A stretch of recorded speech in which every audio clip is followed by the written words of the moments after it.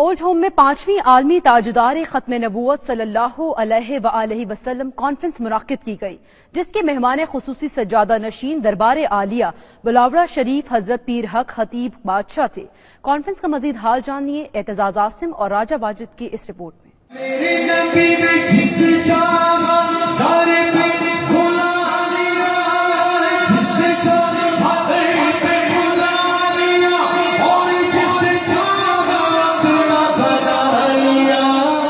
Eastern pavilion hall اولڈہم میں 5ویں تاجدار ختم نبوت کانفرنس کا انعقاد کیا گیا، جس کی نقابت کے فرائض ممتاز مذہبی شخصیت صاحبزادہ تسلیم صابری نے ادا کیے۔ صوفیہ کے آستانوں سے جو بھی میسج نکلتا ہے وہ محبت والا ہوتا ہے، اور اس محبت والے میسج میں دین پھیلتا ہی محبت سے ہے۔ کانفرنس میں پاکستان کے نامور نعت خواں حضرات نے بارگاہ رسالت میں عقیدت کے پھول نچھاور کر کے شرکاء کے ایمان کو تازہ کر دیا۔ اس موقع پر دربار عالیہ بلاوڑہ شریف کے سجادہ نشین پیر حق خطیب حسین علی بادشاہ نے روح پرور بیان دیا۔ ان کا کہنا تھا کہ دہشت گردی کا اسلام سے کوئی تعلق نہیں ہے۔ آقا علیہ الصلوۃ والسلام کی ختم نبوت کا ایشو کو اور اس بات کو اجاگر کرنا کہ سرکار علیہ الصلوۃ والسلام کی ختم نبوت پر ہر بندے کو عقیدہ اور یقین ہونا چاہیے۔ عقیدہ ہے اور حضور کی ختم المرسلینی ختم نبوت کے حوالے سے لوگوں میں یہ شعور بیدار کرنے کی کوشش کی جا رہی ہے کہ رسول اللہ صلی اللہ علیہ وسلم کے بعد کوئی نبی نہیں آنا، حضور ہی اب قیامت تک کے لیے آخری